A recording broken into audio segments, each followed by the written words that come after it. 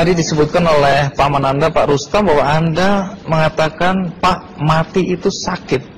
Apa yang Anda rasakan waktu itu? Rasa dada sesak, terus sakitnya tuh seperti ditusuk pedang, terus seperti kulit binatang dikuliti hidup-hidup. Sakit sekali waktu itu rasanya. Sakit sekali. Terus di dada saya terasa sesak. Setelah itu paman saya mengajar saya mengucap kalimat thayyibah,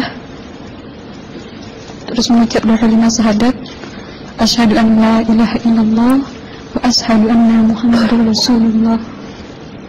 Apa betul waktu ruh Anda itu dicabut dari kaki itu, ya, Anda bisa melihat jasad Anda? Sempat saya melihat jasad saya pada waktu itu, tapi sebentar.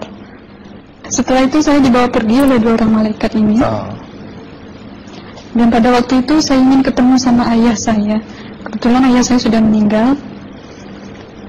Dan suatu ayah saya meninggal, dia berusia 55 tahun. Setelah saya ketemu di sana, dia tuh berusia muda. Kok muda? Berusia 17 sampai 20 saya perkira.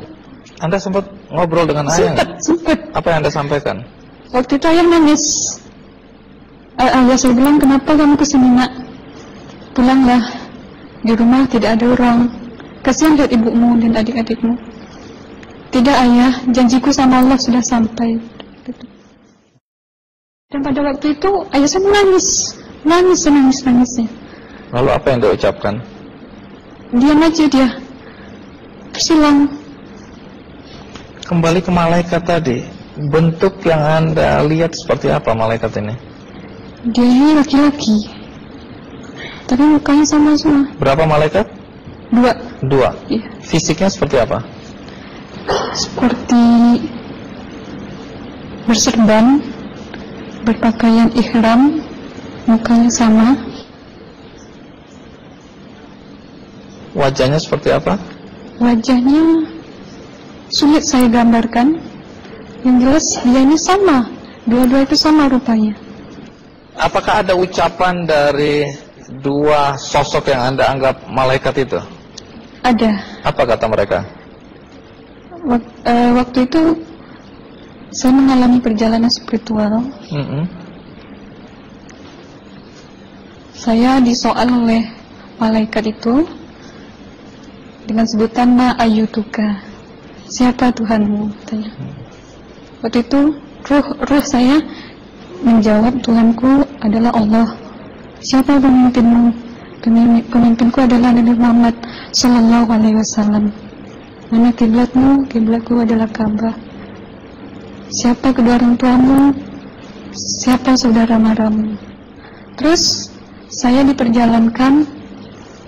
Setelah itu kedua orang malaikat ini memimpin tangan saya, tangan kiri saya, membawa saya ke satu tempat, menduduki saya di sebuah kursi. Pada waktu itu kursinya tuh empuk, mungkin 8 busanya ya, cantik. Terus di sana saya duduk. Di sebelah kanan saya ada tiba-tiba berwujud seorang perempuan. Dia mengaku amal. Kamu siapa? Saya. Aku adalah amalmu semasa kamu hidup di atas dunia. Dan selama kamu di sini, saya akan menemanimu sampai yaumul akhir, itu katanya. Dan pada waktu itu saya melihat perempuan-perempuan solehah berpakaian muslimah, berkerudung, mencium pipi kanan, pipi kiri. Mungkin salam perkenalan pertama waktu menduduki di situ. Setelah itu saya dihijrahkan lagi, dibawa oleh dua orang malaikat ini lagi, melihat dosa-dosa besar ya. Di sana saya diperlihatkan ada seorang laki-laki memikul besi di bahunya. Saya perkirakan besi itu mungkin beratnya tuh berton kali ya. Berat sekali ya. Berat sekali. Terus dia berjalan nggak sampai-sampai ke tujuannya, berlumuran darah nanah, baunya na'udzubillah misalnya. bajunya tuh sobek-sobek. Waktu itu roh saya disaksikan oleh Amal. Saya tanya kepada Amal, roh tanya sama Amal, wahai Amalku, dosa apakah yang manusia ini lakukan sewaktu ia hidup di atas dunia? Amal menjawab pada waktu itu, sewaktu manusia ini di atas dunia, dia ini adalah menyantet orang, meneluh orang, sehingga dia berjalan nggak sampai yaumul akhir, katanya. Yang kedua, saya melihat ada seorang laki-laki saling bunuh-membunuh. Sebentar kayak gitu lagi. Waktu itu, sewaktu manusia ini hidup di atas dunia, dia adalah seorang pembunuh, hingga dia tidak mau bertanggung jawab terhadap orang yang dibunuhnya. Terus yang ketiga, saya melihat ada seorang laki-laki dihujam kemaluannya pakai besi panas, timah panas itu ya, hingga menembus. Waktu itu roh bilang sama Amal, wahai Amalku, dosa apakah yang manusia ini hidup di atas dunia? Amal waktu itu menjawab, sewaktu manusia ini hidup di atas dunia, manusia ini adalah seorang perzina.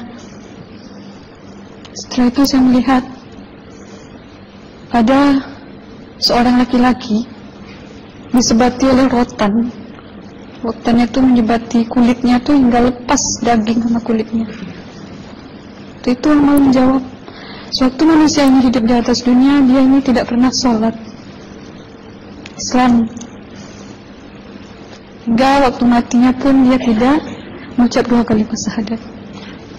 Dan pada waktu itu roh sama Amal sempat menghafiz Quran pada waktu itu dengan harapan supaya orang manusia yang Allah siksakan ini bisa terampuni dosanya.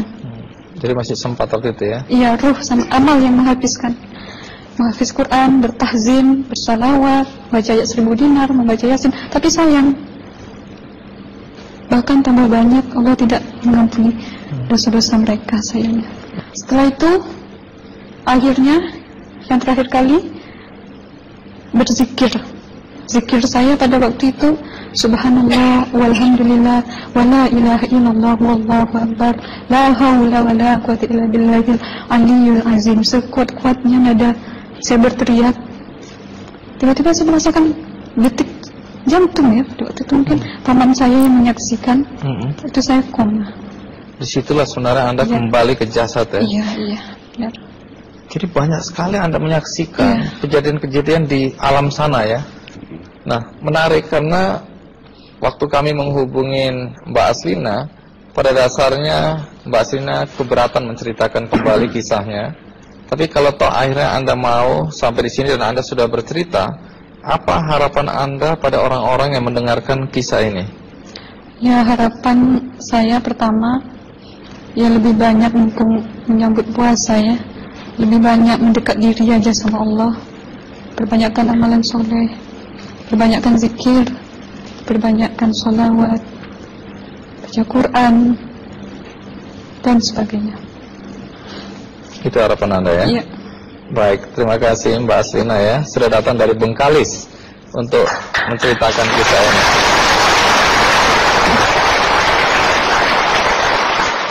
Dua ada Pak Komarudin Hidayat ya, bukunya sangat terkenal yaitu Psikologi Kematian dan Berdamai dengan Kematian. Ini menarik karena di buku pertama itu secara jelas Pak Komarudin mengatakan bahwa dia mewawancarai orang-orang yang pernah mati suri.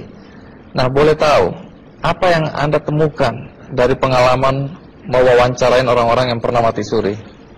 Ada beberapa istilah yang saya jumpai, yaitu orang yang mengalami keluar dari badan, namanya OBE, out of the body experience. Ini bukan mati suri, tapi orang ya sehat, dia ketika tidur itu bisa keluar dari badannya. Ini kalau dalam tradisi Jawa ada namanya Ngrogoh Sukmo juga ada kan, atau. Nah, ada lagi orang yang pernah mengalami mati suri, kemudian namanya NDE, Near Death Experience. Pengalaman rohani itu, ini kan sebenarnya menjadi kepercayaan klasik semua bangsa dan agama percaya.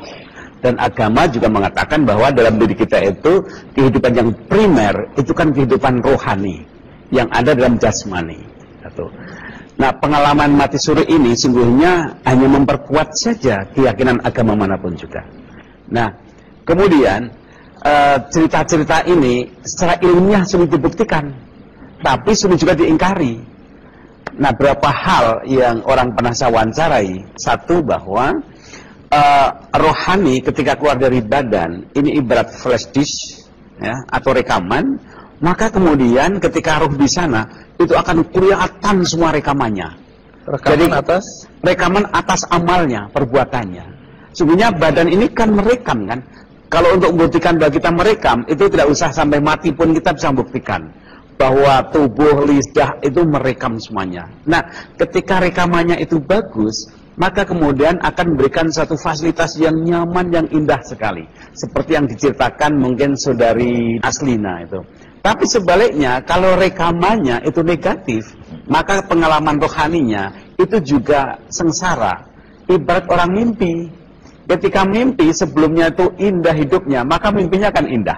Tapi kalau sebelumnya itu sengsara, maka mimpinya sengsara. Kira-kira sederhananya seperti itu. Tapi pesan moralnya dari sekian banyak yang saya wawancarai, itu satu gini, bahwa orang umumnya itu berubah total karena dia yakin bahwa hidup ini ternyata tidak selesai dan kematian, bahwa nanti ada kelanjutannya. Jadi ada hukum sebab akibat. Maka sekian banyak orang yang merasa wawancarai, yang tadinya tidak bayar pajak jadi bayar pajak, ya kan?